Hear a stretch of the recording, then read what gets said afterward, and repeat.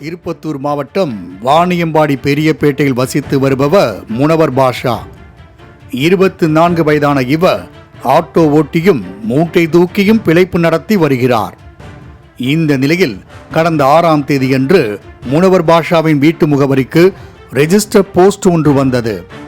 அதில் அவர் பெரம்பூரில் ACE enterprises என்ற பெயரில் நிறுவனம் ஒன்றை நடத்தி வருவதாகவும் 2,22,859 ரூபாய் GST வரி நிலுவையில் இருப்பதாகவும் இதனை உடனடியாக கட்ட வேண்டும் என குறிப்பிடப்பட்டிருந்தது. மூட்டை தூக்கி பிழைப்பு நடத்தும் தனக்கு 2.25 கோடி வரி நிலுவையா என அதிர்ந்து போனவர் திருப்பத்தூர் மாவட்ட காவல் கண்காணிப்பாளர் அலுவலகத்திற்கு சென்று புகார் கொடுத்தார்.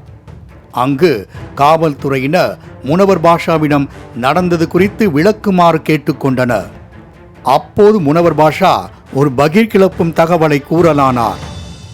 முனவர் பாஷாவுக்கு பள்ளி பருவ நண்பன் காசிப் அகமது என்பவர் மீண்டும் அறிமுகமாகியுள்ளார்.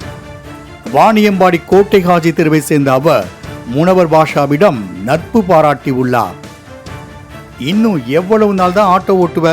என்னை நம்பி வா, உன்னை பெரிய இடத்துக்கு கூட்டிட்டு போற என சில ஆலோசனைகள் வழங்கினாராம் காசிப் அகமது. நண்பனாச்சே, நம்பி இறங்கலாம் என நினைத்த முனவர் பாஷாவுக்கு பின்னர்தான் தெரிந்தது காசிப் வைத்த வேட்டு. கனரா வங்கியில் முனவர் பாஷா பெயரில் சேமிப்பு கணக்கு தொடங்கியவர் செக் புக்கில் 10க்கும் மேற்பட்ட லீஃப்களில் கையெழுத்து மட்டும் வாங்கி கொண்டார். பின்னர் அவரது ஆதார், பேன் உள்ளிட்ட ஆவணங்களை வைத்து கம்பெனி நடத்துவதாக கூறி கோடிக்கணக்கிலான மதிப்பில் பொருள்கள் வாங்கியதாக கூறப்படுகிறது. இதற்கு 2,22,859 ரூபாய் GST வரியை முனவர் பாஷாவை கட்ட வைத்துள்ளார் காசிப் அகமது. இதை அறிந்த பாஷா உடனே நண்பனிடம் கேட்டதற்கு எதற்கும் பயப்பட வேண்டாம், சலாமாபாத் பகுதியை சேர்ந்த சையத் புரான் என்பவர் பார்த்துக் கொள்வார் என தேற்றிவிட்டுள்ளார்.